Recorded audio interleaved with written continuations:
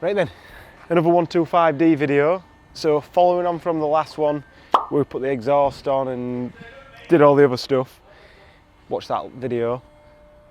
I want it to sound a little bit more beefy. So we've put an hardcut limiter and launch control, which we'll listen to that in a second.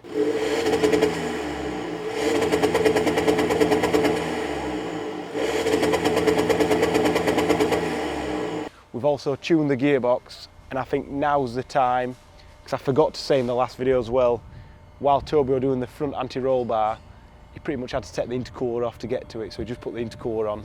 So, kind of don't fit in with what I wanted. I never asked for it to be done, but it's done, it's sorted now. So, I think we're at the point where we can put it on the dyno, because this is the sort of spec that most people are going to want. Obviously, we've seen what power it did with the DPF in. Let's see what power it'll do with the DPF out now, or what extra we can squeeze from it. So we'll go out for a little drive, then we'll get it on the dyno. Might be a day or so between this happening, so if my air changes or whatever, it's because of that.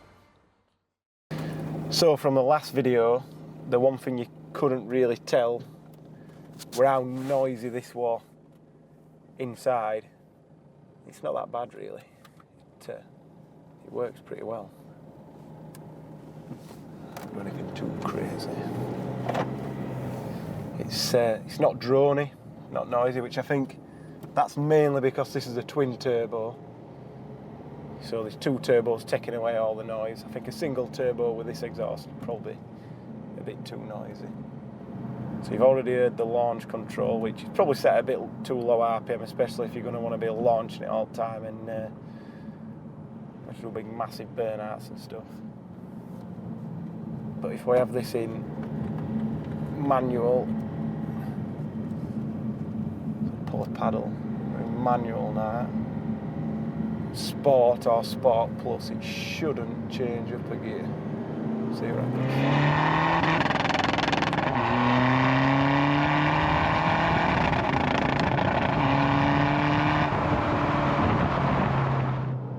It definitely pops away. So Tom, I'm a bit faffing about getting it to behave, stop it changing up a gear and stuff like that, but yeah, sounds pretty good. It's not too noisy.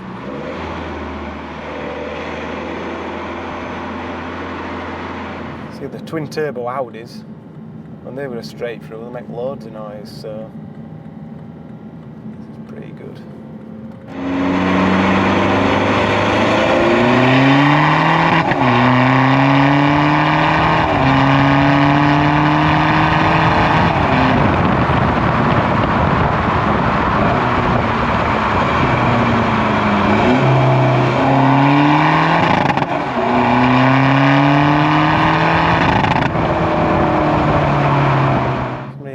S-Max trying to run into the back of me for some reason. I think they appreciated the hard cut. Perfect amount of noise.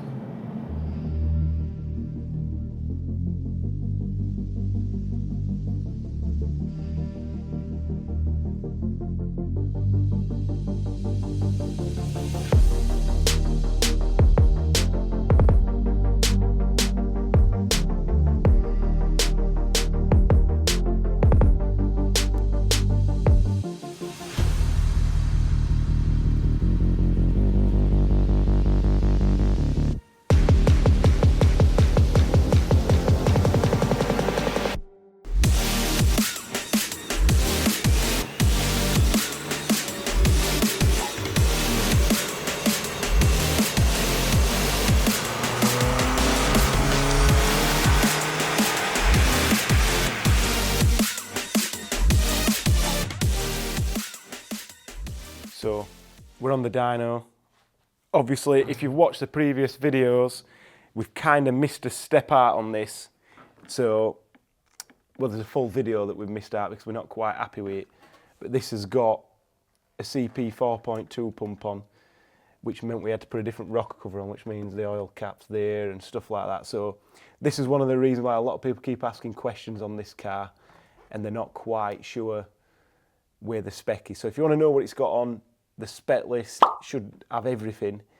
Obviously, the big difference is going to be the pump's not listed on the website, I don't think, just yet, because we're not quite happy with it. But anyway, we'll sort that out. So the DPF's gone, swirl flaps, EGR, all that stuff's gone. We've got the custom exhaust on with the twin tips. We saw that earlier. Don't think that's going to have made any difference to power. So when we last had it on the dyno, we're up at sort of 250s, 260s. And this is where we are now. So the red line is totally stock with the deletes. We run that this morning. And then the green lines, they're the tune as it is now. So we've gone from 330, 340 foot-pound of torque up to 430s. And then we're going 209 horsepower to 264, nearly 265. So it's a little bit down from where it should be. It should be a 225, but these always seem to be, any twin turbo car seems to be up and down. Obviously we've got the bigger fuel pump on there, and when it's standard it's not asking for any more, but it'll be taking a bit more turning, so a little bit here or there. Or it just might be that it's not the healthiest car. So the 264 that we've got, it's a little bit short of where we want it to be. We've already got the intercooler on there, but they're still getting a bit warm. It's warm today, it's probably like 25 degrees today, and the intercooler's getting pretty warm on the dyno, so that's not helping the power figures. If we did this in winter, we'd probably over 270.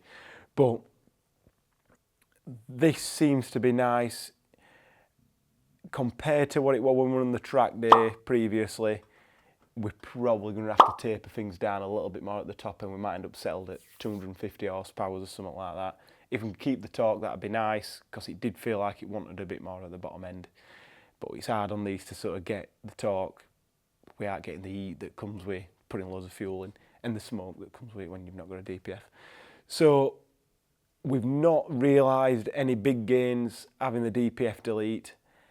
The DPF, although it were causing us problems with the back pressure restricting it, I think we could have probably turned up them thresholds and made a little and just kept the power a bit longer, but it were also smoking a bit too much, so it'd have probably suttered it up pretty quickly. But we fine-tuned it a bit. I think that wouldn't be a problem now. So basically with these, if they're going to come in and they're going to be 10 or 15 horsepower down, we're sort of going to be aiming at the 250s, 260s, something like that. So we'll see how we get on. But this has had a lot of work on it. There should be nothing hiding in the software that we didn't know about, but if we find something, then we'll go from there. But we do know we run about 2.6, 2.7 bar of boost, something like that. We have seen people, like they've emailed us tunes and stuff and said this is what I'm running, or sent us logs and said this is what they're running, and they're running like 3 bar of boost. But when you ask for more than we're running now, the veins just start to close.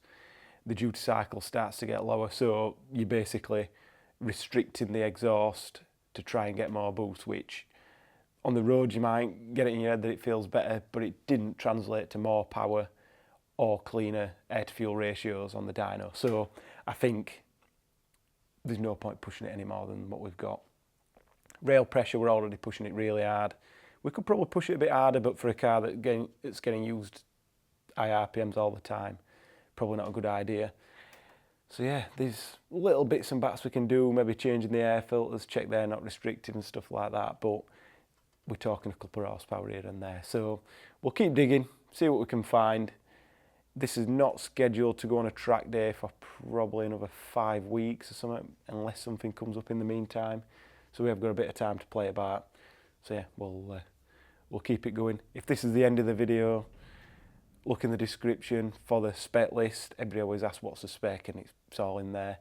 And if you want any products for these, or if you see that there's something that we should be doing that we're not doing, email us. We're always happy to help. I think the guys that look on the forums a lot more can see what a lot of people are doing, but people claiming 300 plus on standard turbos, standard equipment, it's not happening in my opinion, but maybe on their dynos it will, so we'll see.